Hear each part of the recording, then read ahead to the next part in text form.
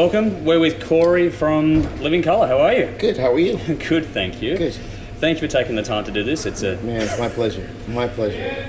Now, you played New Zealand last night for Yes. the first time in over 20 years. Yeah, like 24 years. 24 years? So how was that for you guys last night? It was great. It was funny. A lot of people there that was there from the first time we were there with their kids, which was a little disconcerting.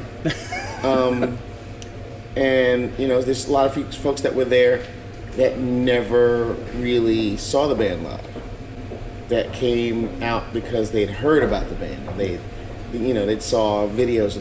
They heard that somebody told them there was a show that they needed to see. So it was really good. There's a lot of people there, and we had a really good time. And you're here for the first time since 2014, where you played Soundwave. Right. Tonight. No, this is the first time we've actually been on tour in Australia in almost 20 years. Wow. You know. But you got a sold-out show tonight. Yes. And you're sold out in Sydney tomorrow night. Yes. And then you've got Brisbane, Adelaide, and Perth. Yes. And we like to do all the same thing in there as well. Like to get a lot of folks out there, because you know, we understand it takes a long time to get here from the States, and but we like to come back, and we like to know that there's a possibility for us to come back. You know, it's hard enough to get out here, but we want to come back here and have a good time and really put on a really good show, and know that people will come and check it out, because we're only expanding from where we were. We're not the band we were, 20, 30 years ago. We're not the band we were 2 months ago. So if you want to check out really an evolution of music, come through and check it out. Yeah. You know. So is that what you'd like to say to the fans that are watching? I would, because no two shows are the same. We may put the same set of songs together, or there may be some things, but it's never the same. You're never going to hear us play the same song twice the same way, and it's an experience each and every time that you should really check out and be a part of. And it's a communal thing, because we work off the audience, the audience works off of us, and we try to complement each other as best we can. It's the collaborative effort that we do on stage, we like to do everywhere. Cool. Now, I forget the album name, right now, but Kaleidoscope, yep. Now, you did a cover of Back in Black on that. Mm-hmm. Are we any chance of hearing anything like that on the Australian tour? Or? There may be a possibility. It depends on how we're feeling. Yeah. Vernon keeps talking about it. It's like Vernon doesn't have to sing it, so... It's one of the challenging ones. Yeah. No worries. Now, you got a new album, Shade? Shade, yes. Coming out. I've seen somewhere that someone's saying that's listed for pre-sale for September release. Is that true? Or? I would hope so. You hope so, yep. It's been a while. It took us a while to make this record. This is as long as we've taken to make any record ever. And, we've been trying to make sure that we do everything right and dot all the I's and cross all the T's and make sure that everything is where it needs to be. So we're hoping that there's going to be a September release. Yeah. What do you think your fans can expect? You guys are always evolving and always changing things up. So what do you think people can expect from this one? Because you worked with a different producer for this one too. Yeah, we worked with Andre Betts, who's primarily a hip hop producer, although he did work with Madonna back in the day. And it's us really tackling the idea of the blues, and the blues in all its forms. Where we have traditional blues songs. We have a cover of Robert Johnson's Preachin' Blues. We also have a cover of the Notorious B.I.G.'s Who Shot Ya? So on two spectrums of what the blues is. And so we're trying to give it we want to give this record a chance. It's a really good record. I think people would like to hear. It says something. It brings a lot of things to light, and it highlights, our evolution from where we were to where we are. So how much fun do you guys have when you're up there live? Some of the photos from last night look really cool. Oh, we have lots of fun. We always have fun. That's it's the highlight and the bane of my existence all at the same time. Because we are really playing with each other, and we are having a good time playing with each other, and we enjoy the surprises we all throw at each other. we all get off on trying to make it as much fun for everybody else as we possibly can. Now, when I saw you at Soundwave, one, that was a great show, so Thank you. put on a really good show.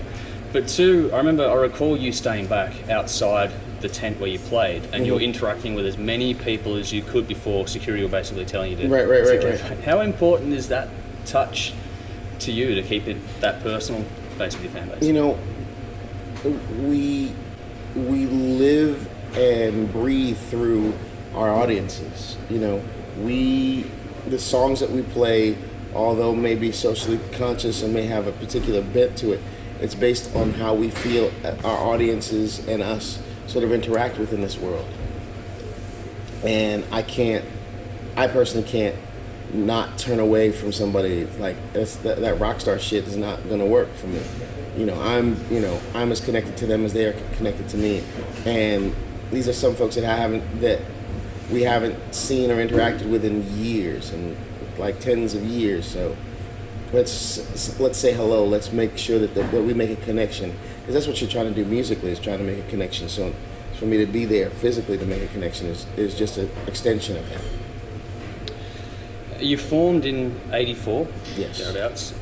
What were some of the challenges breaking through the market, as it were, back then, especially with the demographics involved, with how much control was in the media? Well, it was a radio-driven kind of medium, and and for the most part, the radio.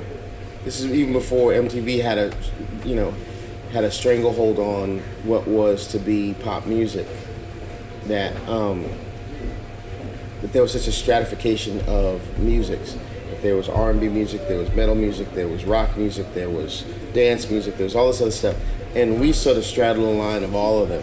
So it was kind of difficult for somebody to say to us, oh yeah, we'll put you right on that rock radio because you got this funk rock song that, and not to mention, there was a major segregation when it came to black music and white music. That black music stayed in a particular stratosphere, and white music stayed in its own sort of codified sort of place, and the two never met. So, which was deep because there was a point at which, in the early '70s, when that really didn't matter, when you found that there was some wiggle room in there, but it tightened up by the time we showed up on the scene. So we had a challenge of really making sure that people knew that music is music. It doesn't belong to one particular people or one particular kind of idea.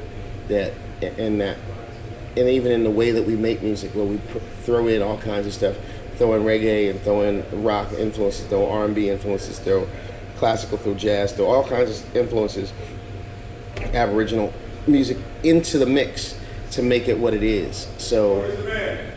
And William E. Calhoun is a liar. Just want to let you know. But that's what we were going through at that particular point in time. So how have you seen things change, and what are the challenges that face you today, especially being a band out of America with what's going on over there at the moment? Well, what I think, given the circumstances we're in now, it's really, really time to hear music that has a point of view. It's not a time for complacency. It's not a time to be sitting on your ass and not having your say heard, because otherwise you're going to be, you'll just be run over. And there are a lot of people who feel emboldened to say some of the most foul and ignorant shit I've ever heard in my life, and I cannot sit idly by and let that go by without having something to say, and without having a counter to that. And I think that music can be used to uplift and inspire people and make them rise up and resist, which is what we really want to do. A couple more quick ones for you. Sure. One is, you've talked already about wanting to come back, but Right. what do you... So we're not sure when that's going to happen, or if at this point in time. I would hope that we'll definitely come back. Yep. I know that we'll definitely come back. Don't know when, but Yep. we'll definitely come back. So what are your rough plans for sort of the next 12 to 18 months? I know you got a lot of touring coming up. Yeah, so. we're gonna do a lot of shows over the summer. The record comes out in September, and we're gonna go to Europe for a little while. We're gonna go to Holland and Italy and France and a bunch of other places, and play the UK for a couple of days, come back, see what happens, and then go back out on the road and come back and go back out on the road and come back. And it's going to be a lot of touring, I think, in the next 6 to 12 months. Yeah. Now, I mentioned Soundwave before. Mm-hmm. My brother-in-law Right. was one of your drivers Really? when you played Soundwave. Yeah. Okay. So there's a very strange. I don't know if you remember Jeff at all, but Yeah. he was one of your drivers. Now, Okay. someone, a big fan of yours, got wind of the fact that he was driving you guys. Right. And he's an artist. Okay. And he gave this to my brother-in-law, who passed it on to us in the hope that it would eventually Get to to you. Yes. So you guys were the first CD he ever bought. Wow. So he wants, and he's actually addressed this to you down the bottom there, to Corey, Living Colour. He's gone, you guys are my first CD, you can have my first piece of art. Holy cow. So that's been sitting with us since 2014 in the hope that we could eventually get it to you. That's deep. This is his first piece of art. Yep. And it's, wow. I think it's Mickey or Mikey or something. Yeah, Mikey but, or something like that. Yeah. Well, Mikey, if you are anywhere nearby and you know our Twitter handles, Metavern and Rev Daddy Love, tweet at us so we can meet you in person and thank you personally for this. Yeah. Really, thank you so much. It was really, really, really, really cool, man. It's very interesting what you've done. Thank you so much. Thank you for passing it on, pleasure. man. Yeah. It's just been sitting with us, and we've been just hoping, and we were even emailing very late at night trying to make all this happen, and this is the main reason for it. That's great. This is great. This is amazing. This is really, really cool. Very, very cool. Thank you. Well, I hope you enjoy that, and just a little bit of a personal touch to the Absolutely. interview Yeah, there. yeah, but, really. But thank you for taking the time to Anytime, do this man. with us, and Anytime, we man. really appreciate having a chance to meet you. Appreciate you coming out here, man. All the help we can get just to spread the word that there's something to do on a Tuesday night. Come on down. Beautiful. Thank you. Thank you very much, mate. Anytime, man. Looking forward to tonight, so have a great night at It'd be great. Thanks a lot.